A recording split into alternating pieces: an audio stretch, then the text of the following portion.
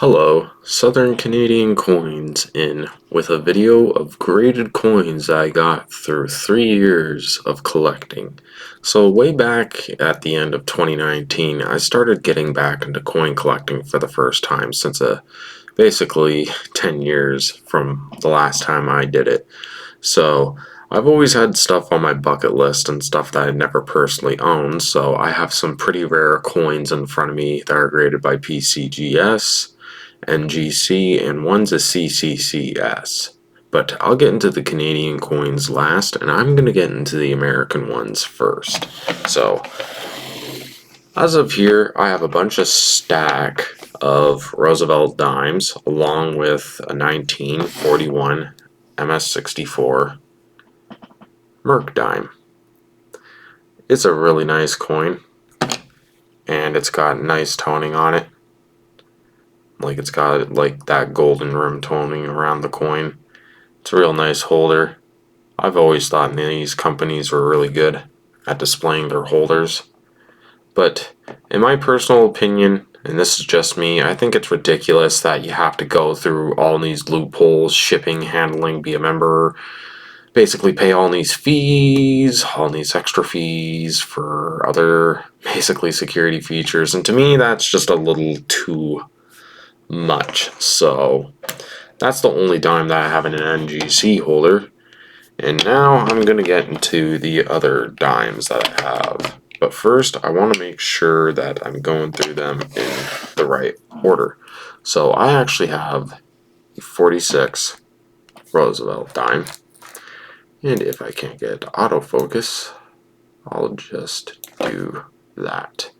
So I've had these coins for a while. That one's a 46. That one's graded MS65. And I didn't pay a lot. I basically got these in a bulk order.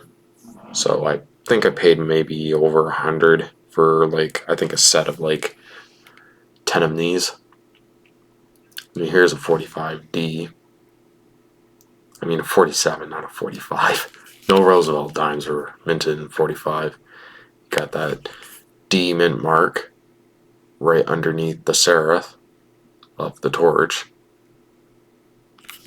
And they're really beautiful coins. I have two 53s here, one being a D. And these are really nice coins.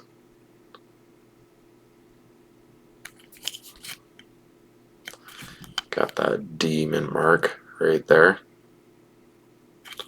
It's really cool. And that one's graded MS65 as well.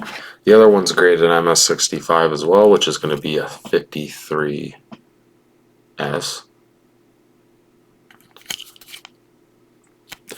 You got that S mint mark right there.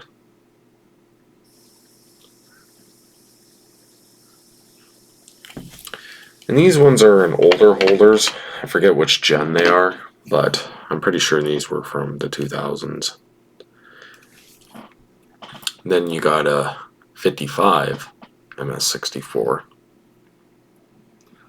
You can see some of the chattering and stuff like that. But here's the kicker. I actually bought two by mistake without noticing, and the other 55 that I have is a Philly, and it is a grade higher. This one's an MS65. So I actually own two of these coins. And yeah, I really like it. There's also a 55D, MS64, and a 55S, MS64. So those are the dimes I had from NGC PCGS, which is very cool in my personal opinion. Now we're going to get into the quarters. So in this coin right here, believe it or not, I only paid about scrap value for this quarter in this holder. So I basically only paid about $5 for this South Dakota quarter, and I love it because it has the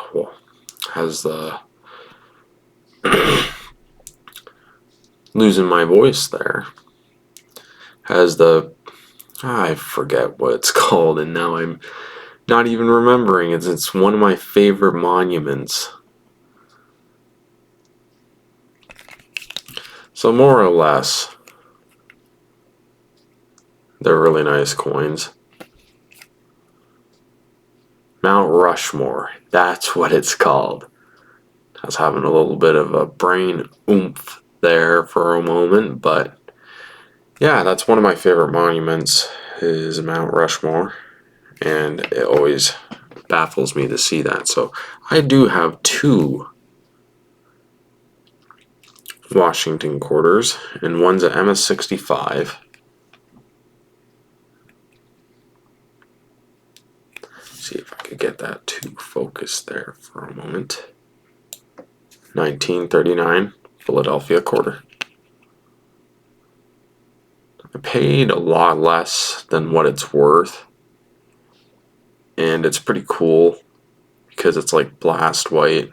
It's beautiful. It's got all its details. You can somewhat see the breast feathers on the bald eagle. So there's a lot of detail, a lot of mint luster. Just an overall great coin. And this is my final one. And this one's actually a 46S, which is actually a little bit of a lower mintage for American quarters. And it is graded MS-65 as well. Both blast white coins, and they're really nice. So that's that for that. But here's the thing. Now I'm going to get into a little bit more rarer stuff that I've shown off in the past. But here is a coin that I wanted for a long time, and it's actually a Morgan dollar. And here's the thing. I love CCs, and I've always wanted one. And it's got that beautiful rainbow toning around the edges. And this is an 1882 MS-63 Carson City Morgan dollar. And you can see all that beautiful toning around the edges of that coin. Like, I could finally show it off and show off this beautiful coin. This is a coin that I've invested in, and it's actually skyrocketing. Morgan dollars are really hot right now, especially Carson Cities.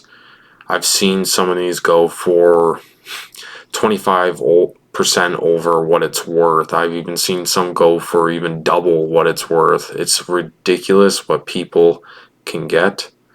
And you can see right over there, if I move it just a little bit, there's a little bit of a die clash right there.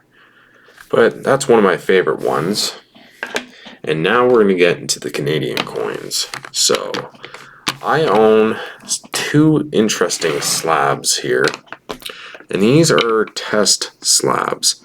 They basically make them every single year, or sample slabs are what they're called, to basically indicate the most, significant features, upgrades from like every different generation of PCGS holder.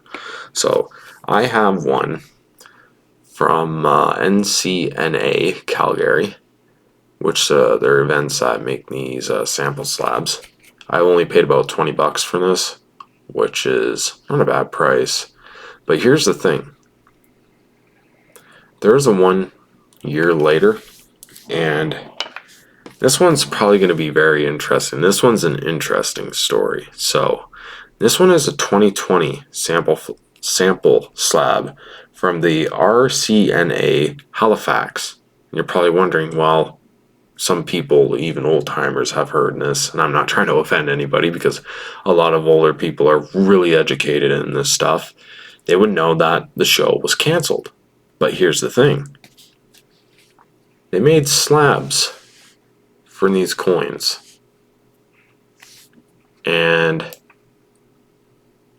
This one was canceled by pandemic, and as you can clearly see, it has the virus on the side. I can't really say it without being demonetized or anything like that. YouTube has really weird, strict rules when you talk about anything related. But this is actually a pretty rare piece. From what my dealer says, I think there's less than 100 of these, I'm pretty sure, graded. I could be wrong, it could be less, but I've seen some of these sell for anywhere from $30, $50, $100, even $150 for some of these slabs.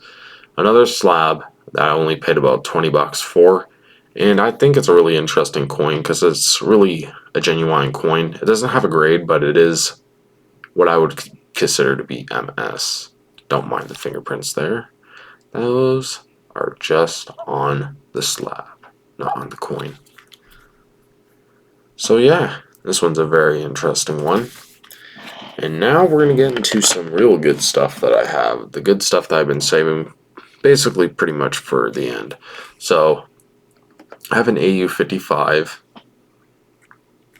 See if I can focus that in a little more. 1930 dime from Canada. And I actually have a quarter that's graded extremely fine 50. And that's why I got in this dime, so I could basically have it for like a little set, which is really cool. You can still see all the jewels on the crown of King George V, which is very awesome to see. But here's the thing.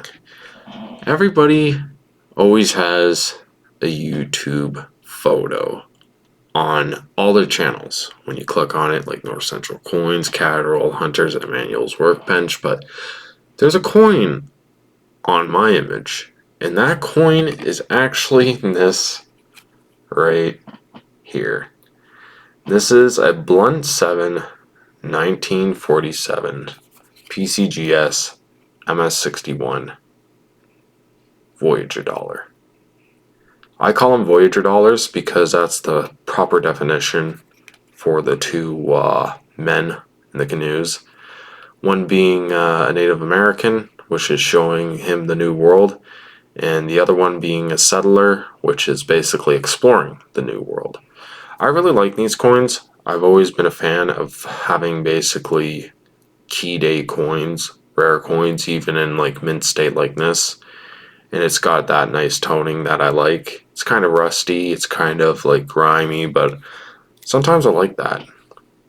It still has lots of mint luster, so uncirculated coin. And now we're gonna get into something a little cool. This I recently got at the beginning of the year because I always wanted one of these. And this one is a PCGS. Let's see if I can focus that in there. MS62, basically curved left 7 maple leaf, and it's a beautiful coin. And I'm pretty sure this is a Gen 3.1 PCGS slab, so this was slabbed, I'm pretty sure, in the late 90s. But you can see right there that maple leaf. If it was a curved 7 instead of a straight, that's what we technically call it here in Canada. This is a straight. If it was a curved, this coin would be worth thousands of dollars. But something like this is pretty hard to come by. Almost looks like it's a proof in a way, and they're not really easy. It's like you could go by the red book value, but I've seen some of these coins even go way beyond their expectation and prices. I've even seen sold listings for some of these coins go from anywhere for like $300 upwards to $600 or even $700. So, and now the final coin. This isn't actually a PCGS holder or an NGC holder. But here's the thing. I've always been a fan of buying the coin more than the holder. But here in Canada, we have two grading companies, ICCS and CCCS. They're more of like a secondary grading company, a third grading company. but I would consider them to be really reliable when it comes to grading Canadian coins. I don't know much for any other coins outside of Canada, but from what I've seen, they do a real good job. I've seen them ICCS holders cross over into PCGS holders and get the same grade. So everybody has their own opinions, and me, I always say this: buy the coin, not the holder. And in this case, I ended up getting this. See if I can focus that in a 1948 key date half dollar. And look at that coin. You cannot argue that that coin's been cleaned. If it's been cleaned, all that luster on that effigy, or basically the regime, or what was what they would call it, which is basically the coat of arms, would lose all that kind of like, proof-like look to it. And yeah, it's got a little bit of a ding there, but I've seen coins graded in MS62 get that same grade. I got a little bit of a hair there. But yeah, it's a really nice coin. There's nothing wrong with it. There's people out there that say that this coin is in a horrible holder. Well, here's the thing. I'm not going to go out of my way to already know that this is a legitimate coin, that this is not clean. It's not. It has never been cleaned. And that's the thing. I've always been a fan of doing my research before I buy. So when I buy my coins, I always make sure to do a lot of research. Like, this is MS62. You can't argue that looks the same as the other one. Has basically the same amount of nicks. See if I can focus that in there. Basically has the same amount of nicks and stuff like that. That doesn't look bad comparably to this. Almost looks the same. It's just the holder. So, before I go, I want to say this was a pretty interesting video. It took me a little longer than I expected, but I didn't want to rush through such beautiful coins that you guys could have checked out. And right here, you're talking about a pretty penny for a lot of these coins. You're probably talking about over $2,000 just for all these coins put together. And basically, I'm going to be getting more investments. I have other stuff on the side that I need to make a video for. I have other silver dollars, like I have another 47 that I've never even showed off before. And it's the first mistake that I've ever made, but I will explain that in a video down the road. And there is another silver dollar that I have that's in an ICCS holder. So, moral of the story is, don't buy the holder, buy the coin that is in the holder. If you are confident and you know that these coins are going to grade exactly what these big companies are going to grade them at, then I wouldn't suggest possibly even busting them out. Like these two ones right here, they almost look exactly the same to me. And I've scoured images, I looked hours online, I went even on PCGS to look at their real true life photo rendering. I've looked over these coins for hours, to rest assured that these two coins, I think in my personal opinion, are MS62. But here's the thing. I could crack them out today, send them out, they could either come back less of a grade or even higher of grade. Because CCCS and ICCS has been known for being really harsh on grading coins. And PCGS in the mid-90s, from what people have told me, especially with the green holders, they've been really harsh on grading coins. So these coins could come back as MS65. And if they do come back, I mean not MS65, 63, or even possibly higher, that could be a profit.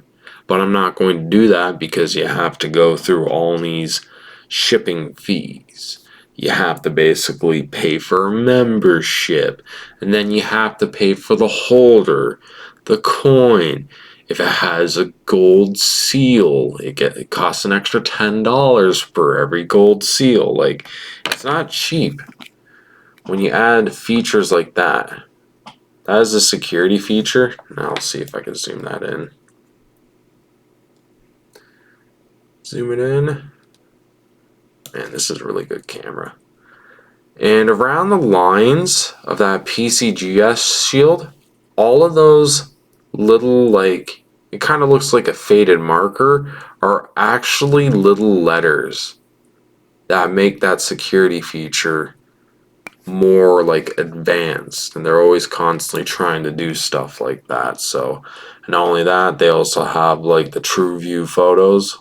So stuff like that cost quite a bit of money. So hopefully you guys enjoyed this video.